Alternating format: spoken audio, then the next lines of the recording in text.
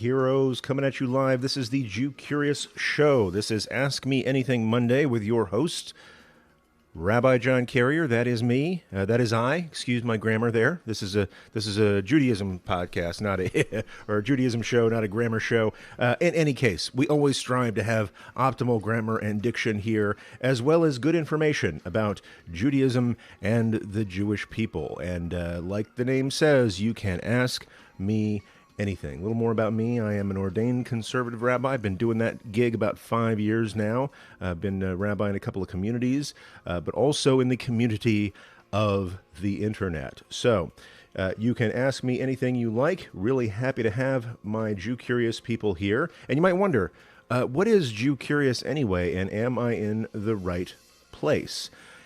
Look, I feel like if you are curious about Judaism for whatever reason, you are in the right place. If you're curious because, you hear all this stuff and you're like, I'm going to be mean about Judaism, there's some about that out there, you might be in the wrong place. I'm sure there are chat rooms for that, unfortunately.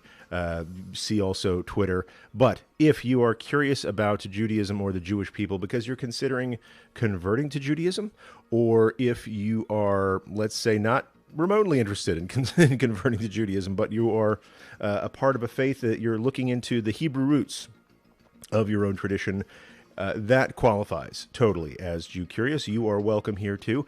Some folks who come here are just spiritual seekers looking at lots of different paths in life and trying to come up with the right one for them. And that qualifies as Jew Curious. Sometimes it's Jewish people, been Jewish their whole lives, but haven't been back in a synagogue since their bar mitzvah or bat mitzvah, if ever. So in any case, if you're curious about Judaism, you are welcome here. This is, I believe, the first and probably still the only channel dedicated to Jewish learning here on Twitch. There's a lot of stuff on YouTube, but I find that Twitch just plain works better. And I'm already seeing some of my friends join us in the chat. KG Wilcox, good morning. KG Wilcox from Philadelphia. Michael Pacheco says, Boker Tov to all. And if I'm not mistaken, I think Michael's coming in from Colorado. Tell me if I guess wrong. So just we got some regulars here. So if you're a regular here, welcome back. If you are just joining us, welcome. If you don't want to get in the chat, that's cool. You can just lurk. That's fine. You are welcome to just hang out and see what we do here. But I would love it if you would introduce yourself and let me know where you're coming from. And I'm before I turn the camera on, I'm rapidly realizing that I forgot to turn on the air conditioner this morning. So a little pause for some mellow beats while I go do that, and you'll hear the AC kick on in just a second.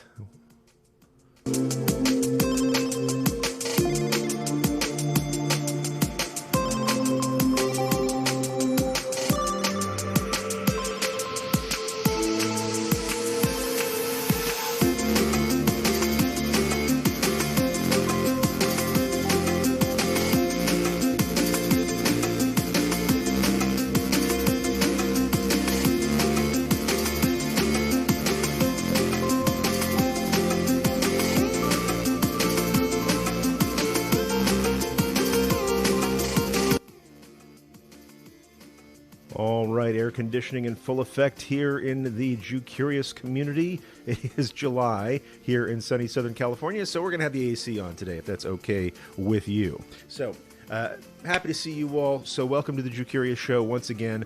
My name is John Carrier. I'll be your rabbi this morning. So if you have any questions at all about Judaism, this is the time to ask them. This is the place to ask them, and I will give you the very best answers that I can. And KG Wilcox says it is 72 degrees here, and it's heavenly. That sounds nice. Like, that's the thing about SoCal is most of the time it's like 72 and sunny on average every single day of the year, just about. In the winter we get some rains. In the summer we get some warm days as well. This is going to be one of those, I think. Let's check the weather here in SoCal, see what's up. We're at 64 on the, for some reason it's warmer in my apartment. It's about 74 degrees in here.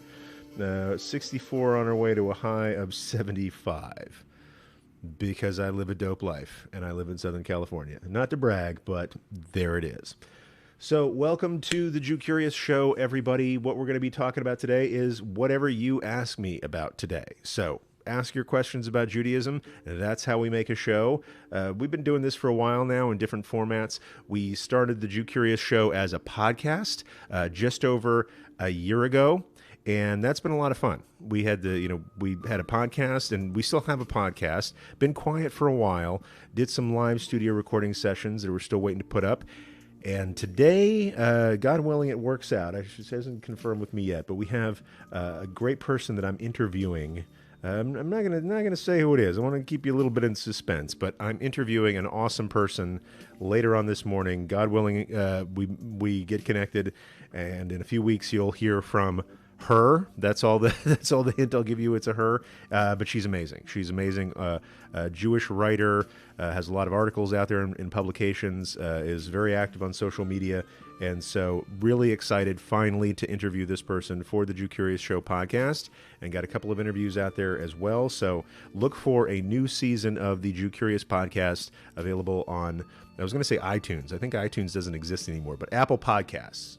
Apple Podcasts. There'll be some new episodes coming out soon. Have a lot of YouTube videos as well. That's kind of where I got my start in digital media, was making YouTube videos about 5 years ago. And go to the Rabbi John Carrier channel. There's lots of different videos about lots of different things. Search for common Jewish topics. You might see my face up on those. So, along with a lot of dudes with beards. There's a lot of dudes with beards on YouTube. And I'm going to say, not for nothing, I like it here on Twitch, where there's not a lot of other rabbis teaching. I'll say on YouTube, about 90% of the rabbis on YouTube are from Orthodox outreach organizations. So they give a very, I'll say, particular view of Judaism. So if you ask a question on YouTube, like, YouTube's a great place to learn. People learn all sorts of stuff. I was talking to a buddy of mine the other day, was drywalling his garage, and had a few questions about things. He learned about it in YouTube. People learn how to cook. People learn how to, chop lumber, drywall garages, build time machines. Probably find that on YouTube. But also people learn about Jewish stuff. I will say that if you're, learning about Jewish stuff on YouTube, about 90% of it is from rabbis with a very fundamentalist perspective. There's some really good stuff there from a group called Bim Bam. If you look it up, just look up Bim Bam on YouTube. Some incredible videos. It started out as Godcast back in the day, I want to say like 10 years ago, and they sort of changed their name to Bim Bam, taught a lot of other great Jewish stuff. They went out of production in the last year or so, but all their videos are still out there. But like I said, a lot of the information on YouTube is from, let's say, fundamentalist perspectives.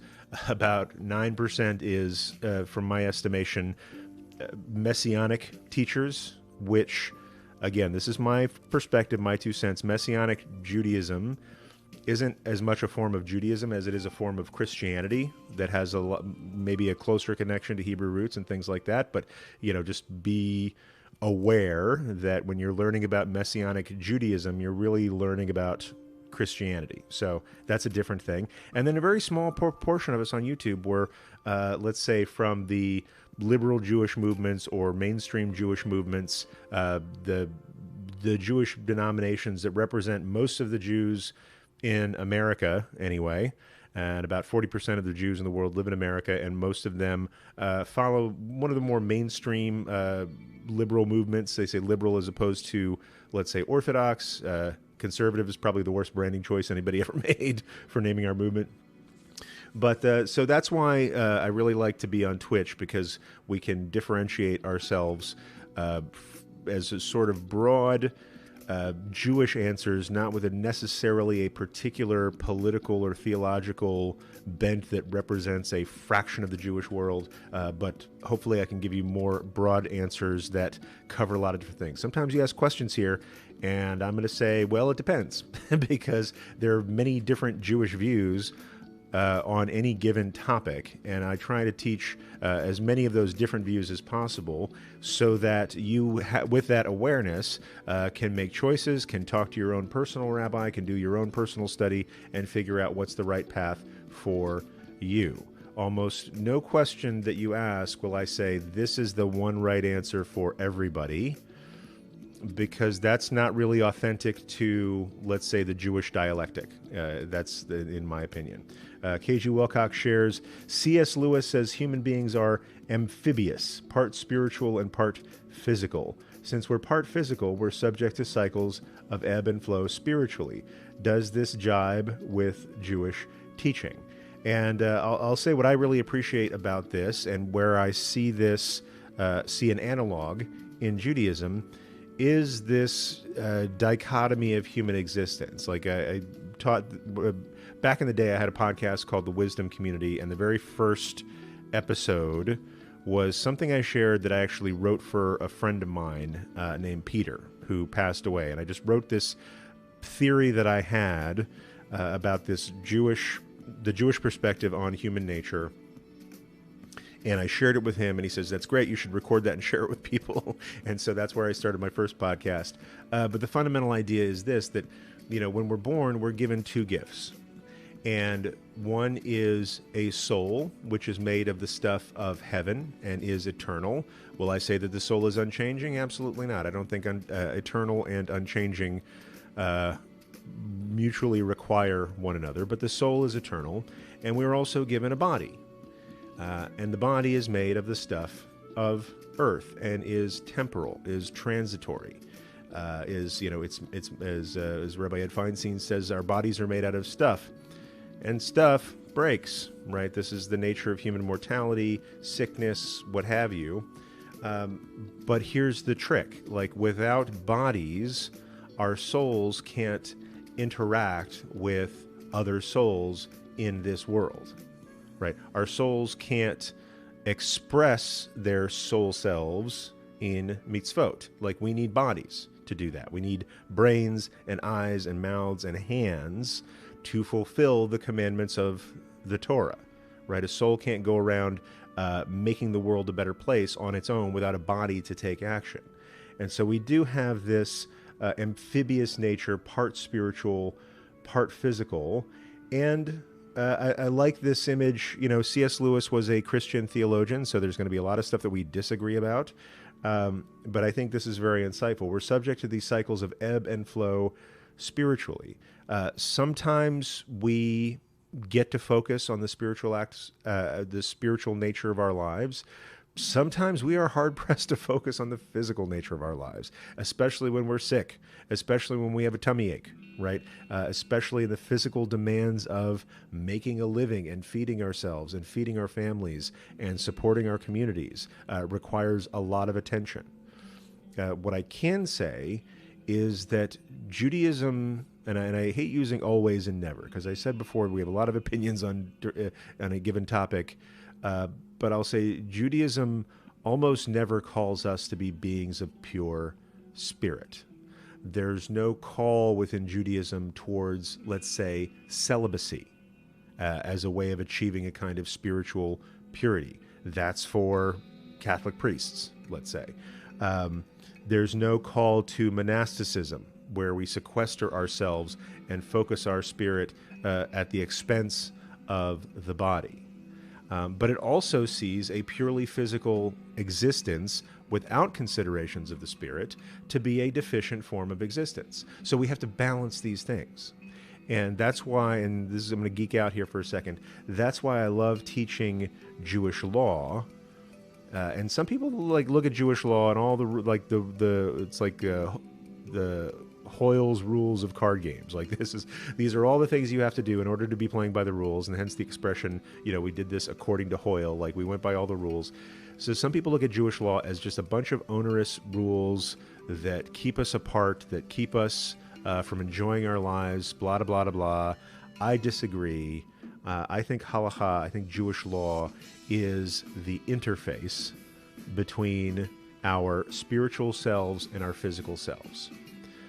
What halakha or Jewish law is trying to do is it's trying to, for each person, help us hold the balance between, I can't get both my hands here in the camera, it's trying to help us hold the balance between our longing for God, our longing for doing what God wants, our longing for spiritual meaning and fulfillment on the one hand. This is this hand over here. And this hand right here, I got to get in camera. This hand is the fact that we're human beings made of meat. Like we're made of stuff, and we have relationships. Some of us have children and spouses or significant others that we're dedicated to and answerable to and accountable to, and jobs that we're accountable to. And and it's a hard scrabble life for some folks, right? You have to get everybody fed, including yourself, or at least yourself. You have to build shelter. You have to have some sort of sustenance going forward. And sometimes that gets in the way, it feels, of your spiritual goals. And so in my view, Jewish law, halakha, is the interface between the two, meaning what's a path that we can walk. And the word halakha, it's a gerund, it's a verbal noun that means walking, but it also means path, right? That thing that the walking happens on. And for me, it's this path between the spiritual world and the physical world. Like, how can I get my job done and still pray 3 times a day, ideally, right? How can I feed myself and my family and the hungry in my community while also adhering to the highest natures of the dietary laws, and not being cruel to animals, and not putting things in my body that don't serve me, right? So that's like the laws of kashrut. Might just seem like, from one perspective, here's a bunch of rules that make it harder for me to eat or more expensive for me to eat, but it can also be a spiritual path that you walk between, nourishing the body and nourishing the soul. So I really didn't know that we were going to go into this today, but I do appreciate what you're saying about C.S. Lewis and this dualistic nature of the human being as being part spirit, part physical. And what I love about Judaism is that it doesn't reject either, right? It acknowledges both, and that both of these are in kind of fellow travelers, if you will, in one person. So yes, I'll say there is a Jewish teaching on that. I'm not going to say that it's exactly what C.S. Lewis was going for, but I think there is some connection and correlation there. So really happy to have everybody here joining us on the Jew Curious show today. A couple of cool things that have happened in this community. Well, I would say at least one cool thing that's happened in this community recently is this channel on Twitch achieved affiliate status. And that opens up a couple of doors to us to help support this channel, to support each other. There's a couple of things that you can do that actually help make us, help us produce these shows, and helps make sure that we can produce these shows going forward. And those things are subscribing to these channels or cheering us with bits. That's this thing on Twitch where you buy some bits. It becomes kind of like a little online currency. And when we do something you like, you give us a little cheer. You say, hey, I'm going to throw some bits at you. And then that contributes dollar bills to this community, right? If you see something you like, give us a cheer, and we benefit. And we know that you're out there and you like what we do. So the other piece of it is that as affiliates on Twitch, and this was hard work. This was like us streaming quite a bit and letting Twitch know that we're serious, that we're sticking around for a while. And so now Twitch enables us to have subscribers. And this means that you can contribute a certain dollar amount every month, like a little bit like an NPR ongoing supporter. I think there's subscriptions at the $5 level, at the $10 level, and then at the $25 level. And at any one of those levels, if you subscribe, you can avoid advertisements, right? So Twitch is out there to make money just like everybody else. And sometimes people tune into this show and they've said, hey, what's with all the ads? Does this help out the channel? And I'll say, no, it helps out Twitch for the time being. And that's like a different level of status. But if you subscribe, then you give Twitch some of your money. We get some of that money to help produce better stuff, and you get to avoid the advertisements, which I think is kind of cool. So it's a little bit like cable, right? I don't know if cable still works this way. It's a little bit like HBO, right? You pay a little bit extra, and you don't have to watch a bunch of silly commercials that may or may not have anything to do with this channel. So that's things that people could do right now. I see Nawa64, early contributor to this channel, and but let me just be super clear. You're welcome here whether you give us a dime or no dimes, whether you don't give us a plug nickel.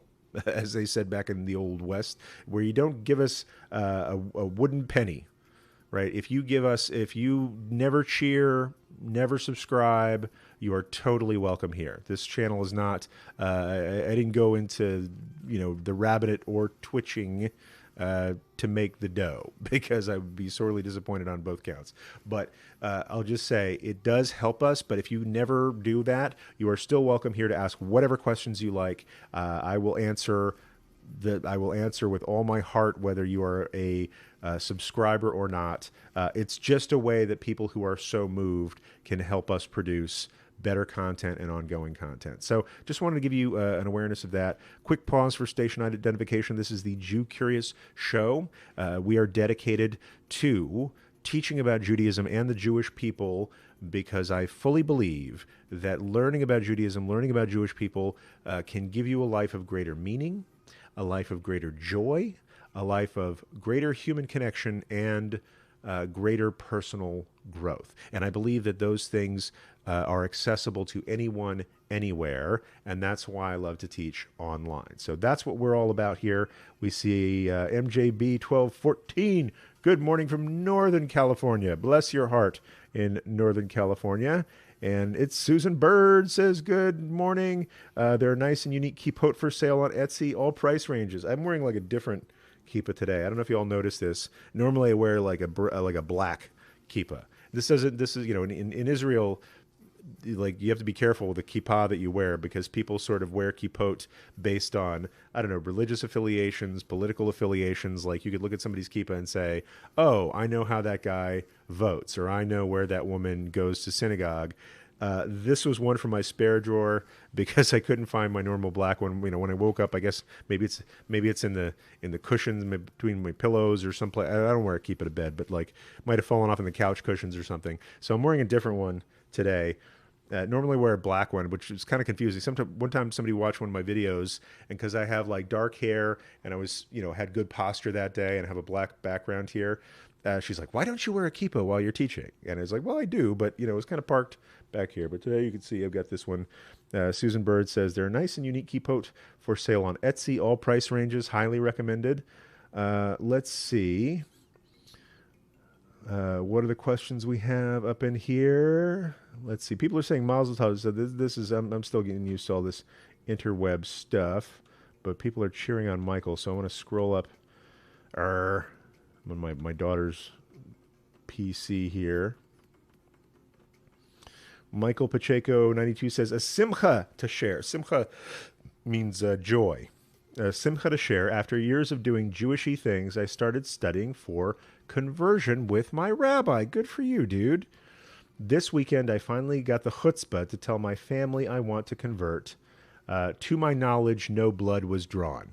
So, mazel tov for you. So I'll say, sometimes, well, that's blood being drawn for conversion. That's a different topic for another day. But no blood was drawn among your family on this. So this is really huge. So I just want to, I'm a little bit verklempt right now. I just want to acknowledge this is huge. I know people study Jewish things and do Jewish things who aren't Jewish, but they're just kind of drawn to it for a long, long time.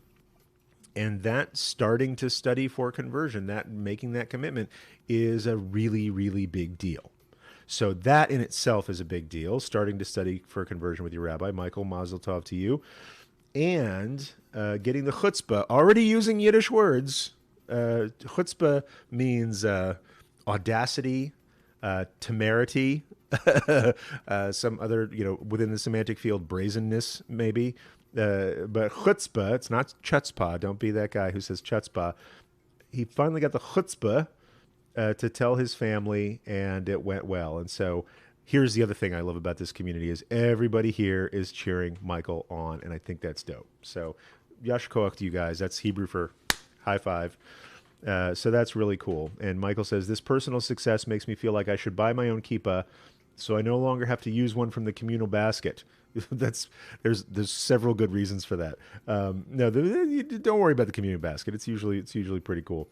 But it is a different thing when you get your own instead of just picking one up out of the basket.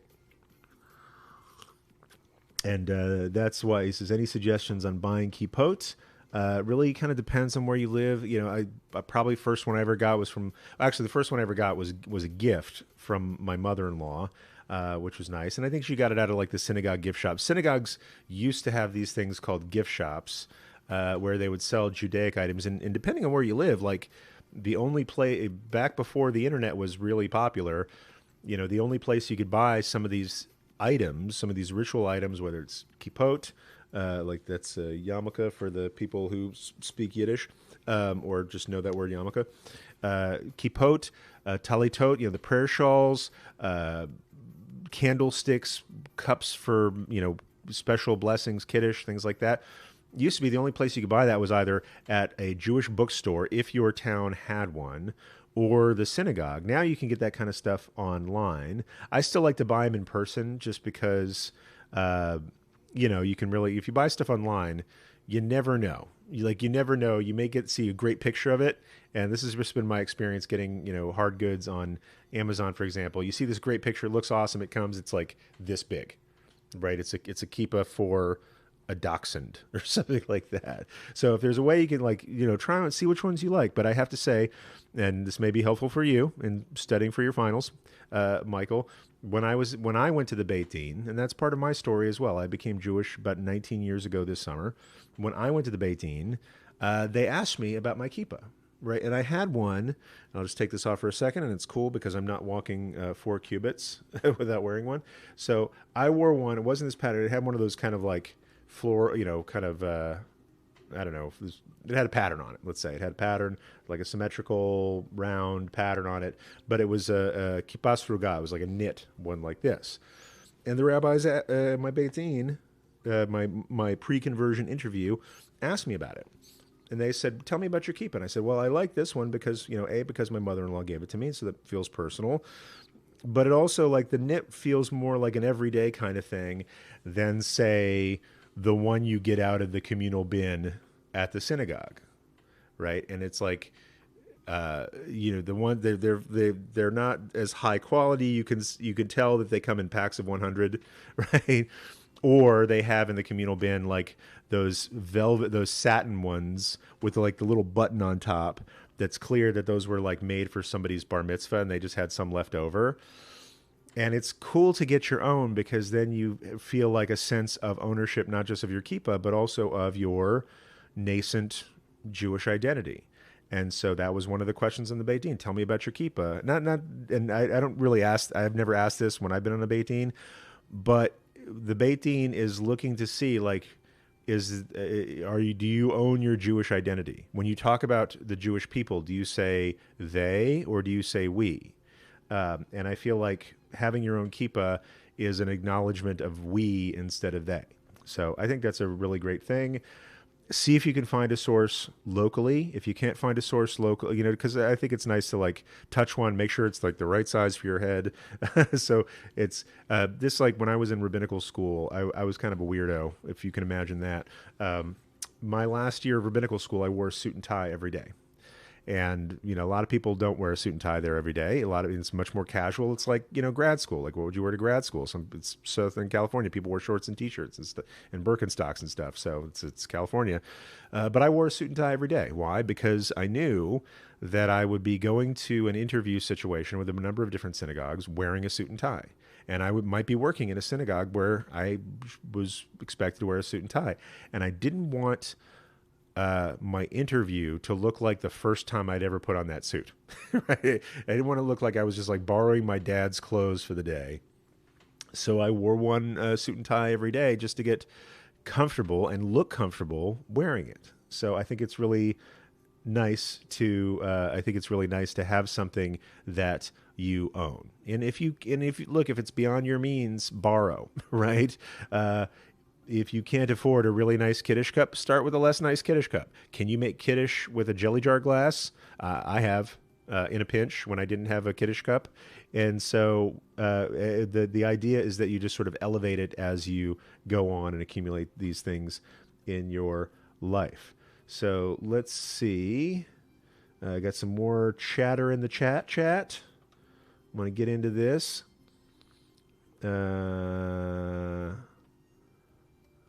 Let's see. I like, what is that? Something Mania. There's a picture of a bird or something. I can't tell. And I love Keep Eclipse for keeping them in place. Let's see. Not Kitten Mania, Keepa Mania. Okay, so maybe it was an autocorrect from Keepa to Kitten. So I like Kitten Mania. It is Keepa Mania. Judaica Web Store has a ton. Speaker AJ, my brother Andrew says shalom from Nashville. Shalom, Andrew. MJB, supportive family is so wonderful. I feel so lucky that my mom has been great about converting. She's a religious Christian, so I was worried, but she's attended Shabbat with me to be a part of what's important to me and is going again this week. It's definitely a relief to have a supportive family. And I think that's awesome. So good for you, MJB. And like that's not always the case, but I'll tell you, having your family be supportive is perhaps more common than you might think. I'll put it that way. I know a lot of people get super nervous about having that conversation with their family. And I'll say, from my personal experience and from talking to students and from talking to candidates for conversion on the Beit Din, when people go into those scary conversations, they are more often surprised on the upside than the downside, right? I've heard very few stories of somebody saying to their folks, to their family members, "I'm converting to Judaism," and then the people were like responded worse than they expected them to, or even responded badly. Much more often, people respond with, "Wow, that's great. I'm really happy for you, and I'm really supportive of that," right? Maybe not what the path that I would have picked for you or that I envision you growing up in, but I'm really happy that you found something that gives you meaning and gives you joy. And I've heard that story over and over and over again from people. And look, it's not always that easy. It's not always, parents aren't always that supportive. Real talk, I don't want to sugarcoat it for you. But I do want to say that when people have had those conversations that they've been scared about, it comes out in their favor much more often than not, and often in surprising ways. And I'll tell you just personally, over my years, my family has been has differed in its support, right? I think originally my parents were a little bit put off by it, and I got it. Like I understood that you want your kids to, and like for so some people have kids, some people don't have kids. I don't want to like paint everybody with this like, heteronormative breeding brush. But I'll say, like, if you have kids, you want your kids to love what you love, right? You want your kids to have a happy life. And so the first thing you project on your kids is, I hope that they love the things that I love that make me happy. I want them to be happy, so they'll be happy if they love what makes me happy. And when they don't, first off, personally, it feels like a bit of a rejection. But also you're worried, like they're not going to have the same joy that I have. However, and again, 9 times out of 10, it's not perfect. When you see your children finding meaning and finding joy, your love for your children supersedes your desire to see them love what you love. And that was my experience. Like after a few years, when my parents saw what being Jewish did for me, how it improved my life, how it improved my overall level of happiness, and I'll say, I think it made me a better son to my parents. Just how I grew to regard family and honoring mother and father and things like that. It's one of the top 10, guys. When they saw what that did for me, they kind of got over their initial fear that I wasn't going to live a rich life because I didn't live the life that they lived. And now they're over the moon. Like I've told this story before. When I decided to go to rabbinical school, I was afraid to tell them, because I thought they, based on our previous conversations about my conversion, I thought they would reject me totally. But by that point, they saw what this life afforded me, and they were just over the moon happy for me. And I did not expect that. So for people out there who are worried about having this conversation, I'm not going to sugarcoat it. It's not an easy conversation to have, and things may go badly. right? That's why it's important to be involved in a community, whether it's in person or online, that can support you where that support is lacking in other quarters of your life. But 9 times out of 10, I think you're going to be surprised at how awesome it turns out. So that's my 2 cents on that. I see Trigger Sniv is in the house. Hey, Trigger. Good to see you. Let's see. KG Wilcox says stainless steel Kiddush cups can be very nice. I think I have one of those in my collection. I've got a couple of pottery ones and a metal one as well. Let's see. Susan Bird says, is it ever acceptable to not tell an aged, infirm patient about your conversion plans if you legitimately fear the reaction would be harmful to their health or mental well-being?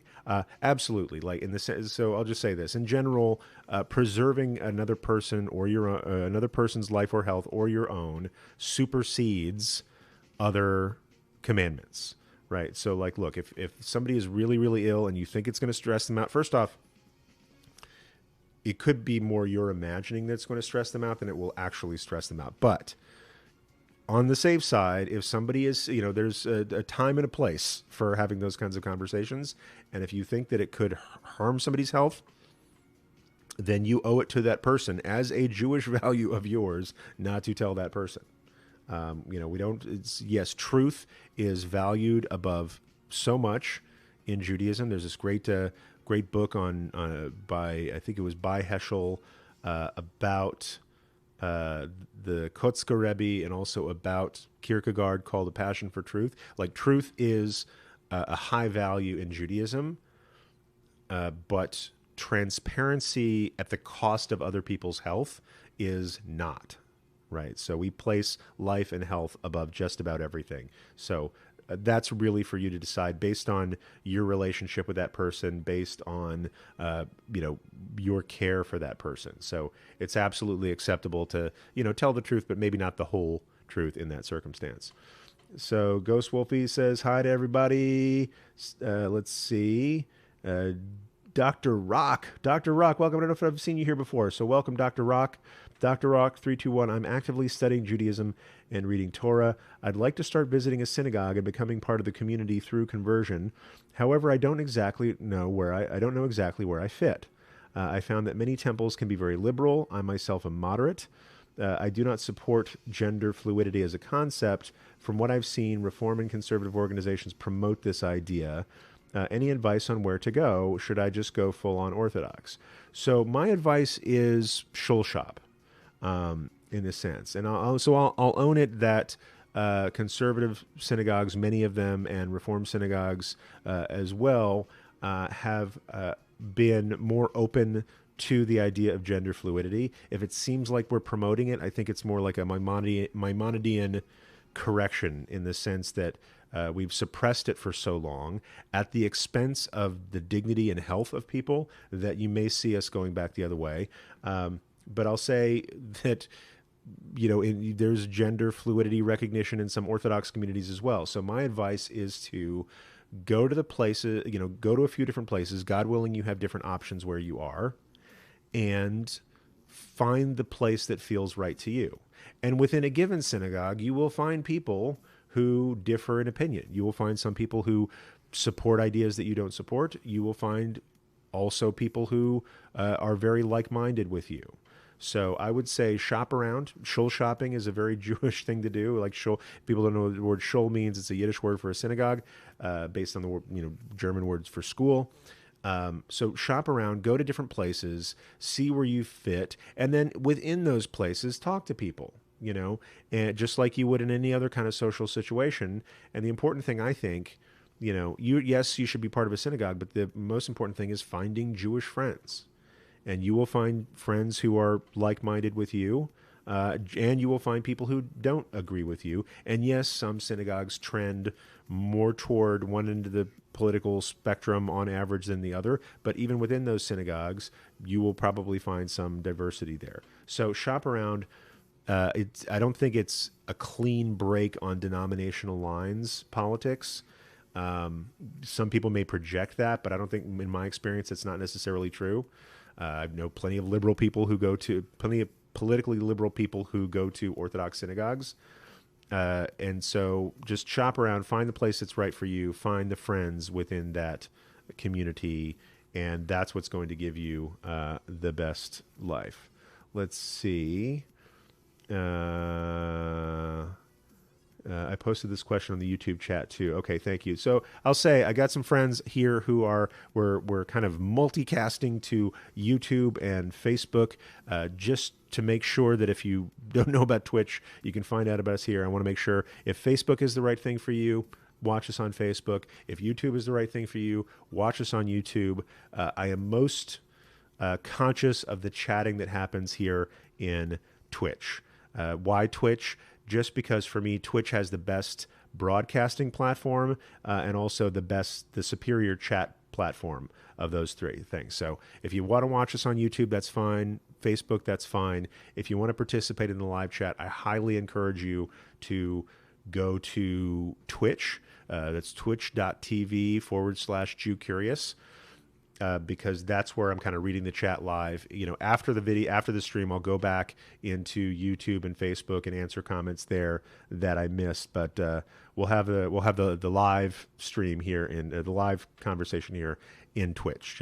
As we get more subscribers and cheers and things like that, maybe I'll get multiple monitors set up with a CPU that can support all those things. But for right now, we're going to stick here. So let's see. Ghost Wolfie, what a cool name. Ghost Wolfie says, if one cannot say what God is, i.e. Rambam, that is Maimonides, and numerous examples of negative theology, which means we can only say God is too expansive for us to describe positively. Like any attribute we apply to God will be insufficient for God's largeness.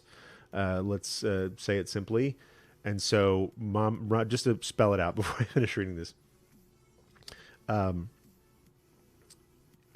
So Maimonides has this theory that we can only describe God in negative terms. Like, we can't say what God is because that would limit God. But we could say what God is not. And I don't really know why that. I haven't dug deep enough to see why that's not limiting as well. So we can say that God is not limited, but God could be limited if God wants to be, I guess. But so in Rambam's thing, we can only describe God negatively, meaning God is not multiple, God is not limited in any capacity, according to Maimonides. So that's what negative theology is, not like the theology. Then we can't really say that God is love, right? We can say Hashem is not hate, or Hashem is for those of you who are not familiar, Hashem is another name that we use for God. Or Hashem is not vicious, unkind, etc. Is that correct, or am I misunderstanding the idea of negative theology? No, I think you're not. I don't think you're too far off. It's not a concept that I play with a whole lot, because there's some areas in which I feel Maimonides is truly wise. The Aristotelian concept of God is where we differ. I'm much more attracted to Rabbi Brad Artson's process theology. And it's not just his, but he's written on it in a Jewish perspective most recently. So I think, we can't say that God is love and exclusively love, nor can we say that God is hate or exclusively hate. I think God, maybe you could say from a Maimonidean perspective, God is omni-emotional or omni-feeling. And I think God contains the capacity for love. And I think God contains and within love, I think you can break that down further. First of all, I think love is a tricky word in the sense of, is love a feeling or is love an action? We have this prayer, part of the Shema, the V'ahavta. You shall love the Lord your God with all your heart and with all your soul and with all your might or resources, various translations on that. But this isn't like in my head, I feel love for God, or my heart, I feel love for God. This is like, you should act like a lover or act like a loving person, right? Like, I can love a person I can feel love for a person who's got a head cold, or I can love that person by bringing them matzo ball soup, if the distinction makes sense. And so God doesn't just do things that shows that God loves us. God doesn't just do things to punish us, but I think God contains both of those motive directions, if you will. And God balances that and teaches us to balance that. There is a teaching there's a discussion in the Talmud about God's tefillin, right? So, of course, being created in the image of God, we also often project human qualities onto God. And so the rabbis are having this discussion based on the part in the Torah where Moses asks to see God's face. And God says, no person can see my face and live. And so, but here's what I'll do for you, young man. God says to Moses, you can get down in this little cleft in the rock and like a little cave. I'll put my hand over that so you can't see anything. And then as I walk by, I'll take my hand away and you can see my hindmost parts, I believe is the direct translation, or you can see the back of me. And so one rabbi asserted, like, okay, what God meant by that is you could see the back knot of God's tefillin. Like when you put on tefillin, worst translation ever, phylacteries, these things that we put, these little leather boxes that we put on our head and upon our arm, also from the Via Hafta prayer after the Shema. And there's like a little knot that rests kind of like right at the base of the skull, like right next to your, where your amygdala is in there somewhere. So there's a little knot right there. And so the rabbis interpreted that when Moses saw the back of God, Moses saw God's tefillin. And the rabbis like, whoa, God wears tefillin? So, okay. I'm sorry, I'm going to take a little pause for the band hammer here. Somebody, Ellis asked, did you do 9/11? You're hilarious. One sec. Boop. Alaka Snap, band user.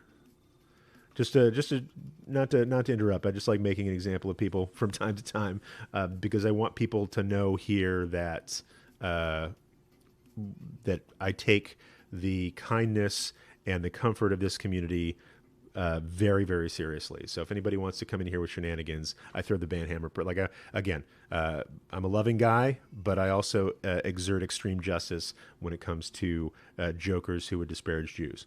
Anyway, the rabbis hear God wears tefillin, and the rabbis hear, God's wearing tefillin. Far out. What does that mean? God prays? What's in God's tefillin? Like, what do the little scrolls say? Because in our tefillin, it says, love the Lord your God with all your heart. What does God's tefillin say? That sounds kind of conceited if God had that in there. And what's the scroll that's inside the leather boxes of God's tefillin? Or what is the prayer that God prays? And the prayer, and they gives multiple answers, but my favorite answer given in the Talmud, God's prayer is this. God prays to God's self and says, may it be my will that my mercy exceeds my judgment, right? God doesn't pray to be all merciful or all judgmental. God knows that these are two aspects of godliness, right? This is part of God's job, sometimes to exert justice and sometimes to exert mercy. And God's prayer is that on any given day, may my mercy exceed my judgment or justice, or in other translations, would this make kind of more sense, wrath. And so the God envisioned by the rabbis of the Talmud was capable of both mercy, not exercising all the justice that may be due to a person based on their behavior, but also not ignoring when justice needs to be done, because the world crumbles without that. Lawlessness proliferates when there is no justice. And so God is responsible for both, and yet inclines toward mercy. And just as a quick aside, there was, I don't know if there's any Walking Dead fans out there. I'll just say, if you're a Walking Dead fan like I am, I've shared this openly with people. One of my hobbies, one of my joys is scary movies, specifically like the subgenre of zombie movies. And so, Walking Dead, I think, has been a fantastic show. I'm not up on the last season. Don't ask me questions and don't spoil anything. But the penultimate season, season 8, there I think it was season 8, there was this through line. There are all these like flashbacks or flash forwards of Rick Grimes, the main character in Walking Dead, repeating this phrase, may my mercy exceed my wrath, or may my mercy triumph over my wrath, right? And especially when you throw the word wrath in there, it sounds like a Christian prayer. And very little digging into this on Reddit. Like I looked on Reddit, like what is that? Where is that from? And nobody could find a Christian text that backed this up. One person asserted that it was a prayer from Islam. No discussion of it that it was a Jewish prayer. And yet, for people who study Talmud, all right, cool, banhammer time. For people, I'll just say real quick, for people who study the Talmud, this is a common phrase. One sec, I just got to ban another joker on this channel. Alaka snap. Bye-bye. Okay. So anyway, like I don't think you can say God is all loving or all hate, or is not just love or not just hate, but there is a balance there as well. That's why Maimonides gets a little bit problematic, because there's a lot of always and never in Maimonides, and I don't think that's a very wise philosopher. I poskin by him a lot of the time. And yet goes to sort of extremes of infinitude that I think are more Aristotelian than they are natively Jewish. But just wanted to throw in a reference to The Walking Dead. Season 8 is all about, and there's got to be a Jewish writer in there somewhere who had a Talmud class at one point, who heard about this prayer that God prays, may my mercy exceed my wrath. And I think that's a through line throughout season 8 of The Walking Dead. So... all right, everybody, let's see what else is going on. Nawa64 asks, what particular version of scripture translation do you recommend, also with or without commentary? So I'll give you my very favorite translation, and that translation has worked its way into various texts, some with commentary and some without. So what I recommend, especially people who are studying with me, I recommend a particular edition of what's called the JPS Tanakh. And so the JPS stands for Jewish Publication Society. I want to say back in like the mid 80s, they came up with a translation. I could be wrong about this. I think it was like 1985. They came up with a new translation. The last time they did a full translation from Hebrew to English, and I'm going to just talk about English translations here. The last time they did a full translation in English, it was in 1917, and that's actually open source. You can find that if you go to like Mechon Mamre, you can see that translation. It's a little bit, antiquated. There's a lot of these and thous in there. It's a little bit King Jamesy. But so recently, if you want to get a good translation, the 1985 Jewish Publication Society did a translation of the Tanakh, which is one of the names we have for the Hebrew Bible. It's got the Torah and the Nevi'im and the Ketuvim, or the Torah, the prophets, and the writings. So just go to Amazon, type in JPS, and then the word Tanakh, which is spelled Tanakh, and you'll see a number of different editions. There's one that's just English with that translation.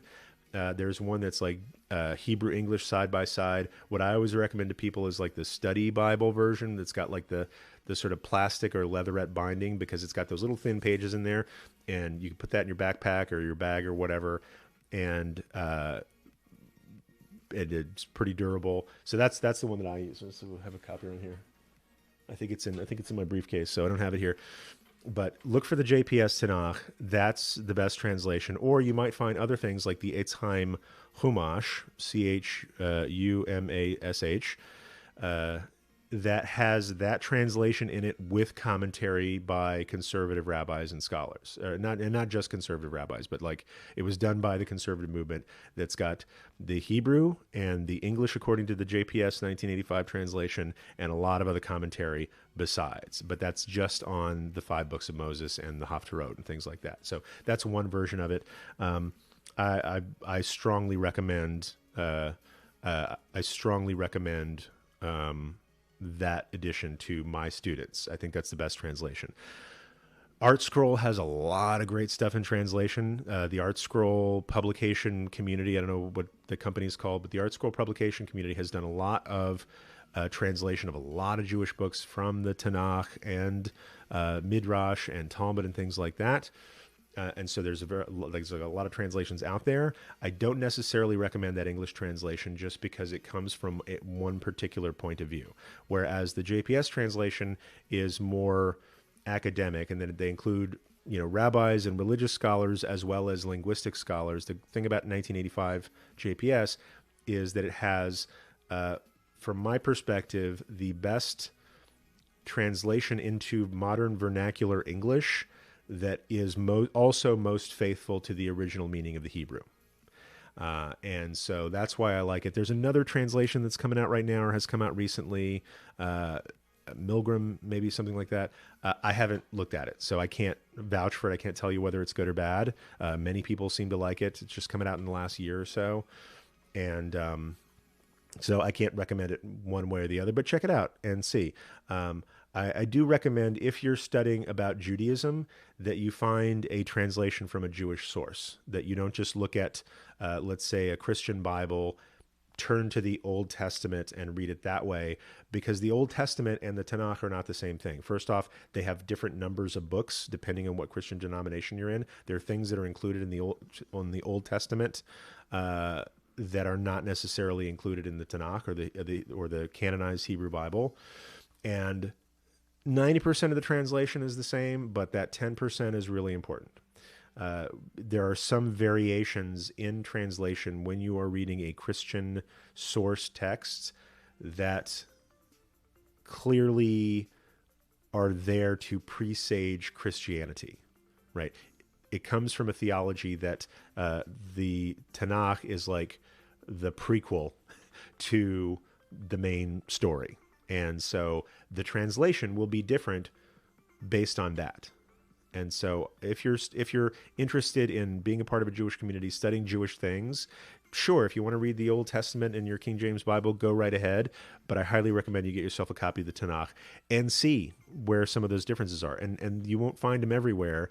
But Isaiah is a very different book for Christians than it is for Jews, let's say. Let's see. K. Dixie shares Tanakh, the Holy Scriptures, the new JPS translation according to the traditional Hebrew, text by Jewish Publication Society. Naya Shashi's in the house. Good morning. She says, I miss you all. KG Wilcox says, hi, Ruthie. KG Wilcox says, I like the Altar 3-volume set too. I think that's the new translation that is coming out. So let's see what else is going on here. Somebody asked me this question up above. I don't want to skip it. I don't know if I want to answer it, but I don't want to skip it. So we're gonna work on scrolling up the chat. Rob, just because it's a new face. Rob DBW, if you could go back in time to kill Hitler, would you do it?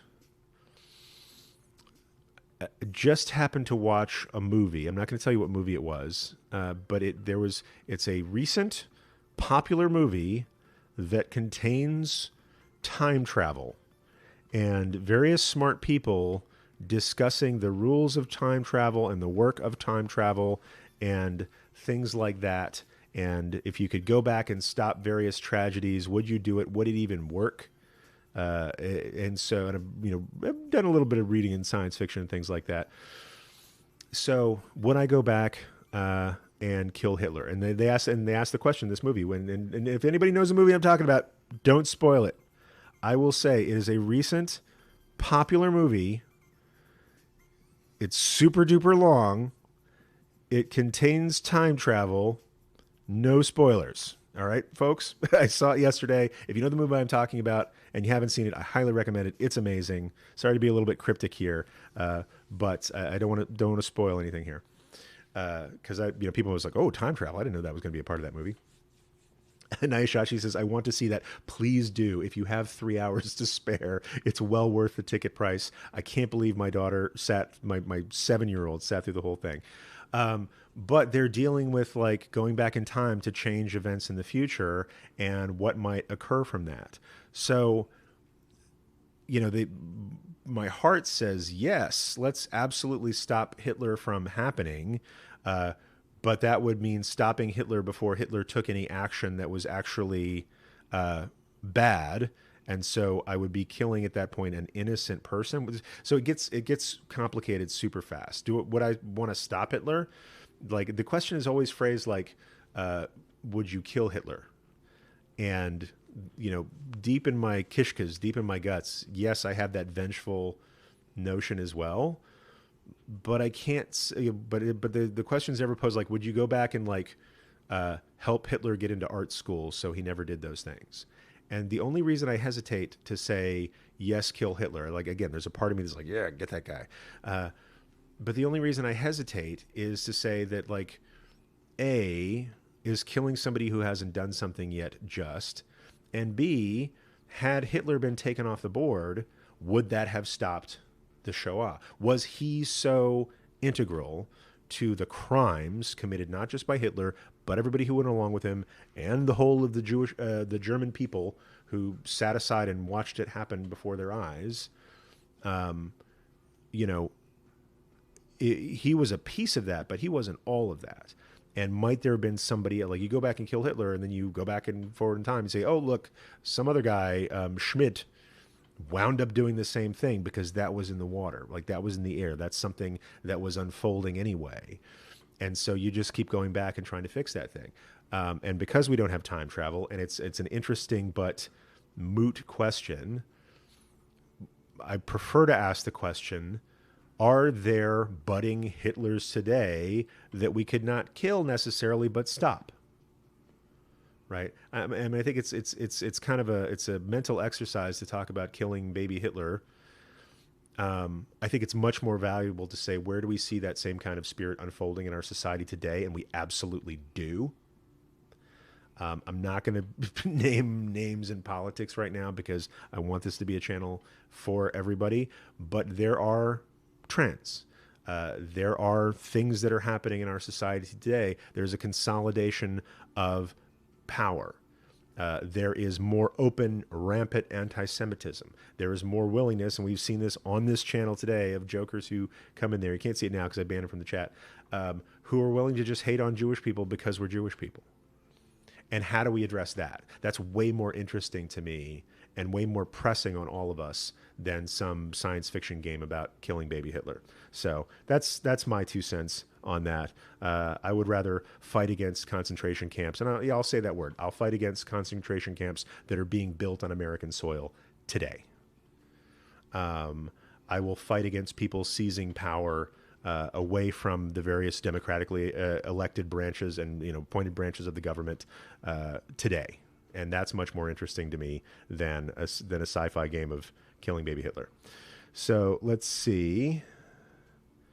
Let's see whether chats are here. I hope that answers your question, Rob, in a semi-satisfying way. What else is going on? Trigger Sniv is here. Naya Shashi, these are our regulars in the house, being super nice to each other. Kay Dixie is here. Nawa 64, Tada Rabah. Let's see. Brad Pitt movie. It's not a Brad Pitt movie. It's not the Brad Pitt movie. I'm kind of curious about that one too. But this was something. Another hint. This was something I could take my kids to. The Brad Pitt movie. If we're talking about what is it? Once Upon a Time in Hollywood or something like that. I haven't seen that yet. It's a Tarantino film. I'm interested. I'll probably catch it on Netflix, but not something I take my kids to. Ghost Wolfie says, I'm looking up God wearing tefillin. I saw this on jta.org, which I think is pretty cool. God's tefillin contain verses about how wonderful the nation of Israel is and how they will keep God's laws. The whole quote is, tefillin or phylacteries are the black leather straps and boxes that are worn on the head and the arm during weekday morning prayers. Madonna puts them on with her teeth. Okay. Barbie has a pair there, so there's a famous photo out there of somebody crafted tefillin for Barbie to wear in support of growing movement in the 20th century of women, Jewish women wearing tefillin, which I think is awesome. Once on a plane, they were mistaken for a bomb, but tefillin have even greater, etc. So yeah, you start putting tefillin on an airplane, people don't know what's up. People get kind of skittish, at least in the U.S. Nayashashi says, I think this was going back to our baby Hitler discussion. I think some of the other people would have made it happen. I mean, anti-Semitism and these is like the world's oldest conspiracy theory, and it keeps coming back. Let's see. If we change the course of history during World War II, we would not have the UN to create Israel. So some people draw that connection. That's a consequence. You know, the Shoah happened, the Holocaust happened, people found out, and that gathered international support, including passing a UN resolution that that helped facilitate the creation of the state of Israel. So I'm not saying like, okay, I would rather have the Holocaust plus Israel than not Holocaust but not Israel. That again, I think is an impossible thing to think about. But after the Holocaust is when Israel came to be, and so I wouldn't want to not have Israel. Somebody was asking me, you know, again, I was teaching a class in the Miller Introduction to Judaism program yesterday, and I shared with the students that I converted to Judaism 19 years ago, right, and had sort of a long, 19 years. That's like a person who could drink back in the 80s, I guess. That's how old that is. And this person asked, like, would you have, 19 years on, would you have done anything differently? And I mean, I've certainly had moments where I've made mistakes, whether in my personal life or in my Jewish life, not living up to my full potential, or just not knowing about things, making dumb mistakes that I, would rather have not have made. But she says, would you go back and change anything? And I would say no, because I've got so many blessings in my life. Again, going back to time travel paradoxes, I have so many blessings in my life today. I wouldn't change a single thing that I did or that happened because it might change the blessings that I have today. And I wouldn't trade those for anything. Let's see. So really appreciate learning with everybody today. This has been a lot of a fun chat. We've seen some jokers, chase them off. That was fun too. Answered some questions about time travel. Talked about tefillin and what God might have in God's tefillin, and does God pray? And getting into some deep theology with Maimonides there. So I never know what's going to happen in these Ask Me Anything sessions. I'm always pleasantly surprised. I'm not surprised that you're awesome. When you get a bunch of Jew-curious people together, they ask great questions. That doesn't surprise me. But I am always like surprised at the topics that we come up with. And first time I ever did like an Ask Me Anything live stream, I'm like, this is going to be a dud. Like, nobody's going to show up. Nobody's going to talk. Nobody's going to ask questions. And it's just going to be crickets for 20 minutes and then we'll quit. But we've been going for over an hour now with some great questions. Just for people who've recently joined us, this is the Jew Curious Show. Anybody who's curious about Judaism or the Jewish people, I believe we have the technology. I believe we have the wisdom and the resources to help you live a life of greater meaning, greater joy, greater human connection, greater personal growth. And I fully believe that it is accessible, or should be, to everyone everywhere. That's why I started the Jew Curious Show podcast. That's why I do live streaming today. And that's why I'm especially gratified by the community of awesome people who come together, ask great questions, support one another, and I'll say support this show. So we have a couple people who've given us bits and cheers and things like that. So if you like what we did today, throw us some cheer, throw us some bits. That helps us keep this podcast going, keep this live show going. Also, if you're interested and you want to subscribe to this channel, you can do that too. There's like different levels of subscription. All of those help you see all of these shows without advertisements. So just for using the Twitch platform, they'll play ads for stuff that may or may not relate to this, may or may not be helpful for you. But if you want to shut those ads down, just subscribe to us at any level, and you can watch this ad-free. Nevertheless, you don't ever have to spend a dime here to learn with me, but I do appreciate the people who support the channel. So Kay Dixie says, support this learning endeavor by subscribing, only $4.99 per month. Thanks. So thank you for that shout out, Kay Dixie. Thank you for everybody who follows us and supports this channel. Really grateful to everybody who showed up today. Love learning with you. I'll say for the folks in the Jew Curious School who are out there, that's a different thing. You can learn more about that in like the text below this video. Today we're going to have 3 live lessons in the Jew Curious School. We're going to talk about lesson number 24 of the Introduction to Judaism class about Tikkun Olam and repairing the world. We're going to talk about the Torah portion of the week, Chukat. Well, that's the name of our Torah portion, is Chukat. And then after that, we're going to start a new mini course on Jewish thought. And we're going to dig into some particular philosophers and thinkers within the Jewish tradition whose philosophy is kind of connected to Jewish scripture and tradition. So we'll talk about that today in the Jew Curious School. So if you want to know more about that, just look on a link below this video and find out, see if it's right for you. Try it out risk-free for 30 days if you want to. But in any case, really enjoyed learning with everybody here today. Now I'm going to end this. I'm going to jump back into Facebook and answer any questions there, and YouTube and anything there that I might have missed. But for right now, on Twitch TV/Jew Curious, I'm going to say thank you again. And until next time, heroes, peace.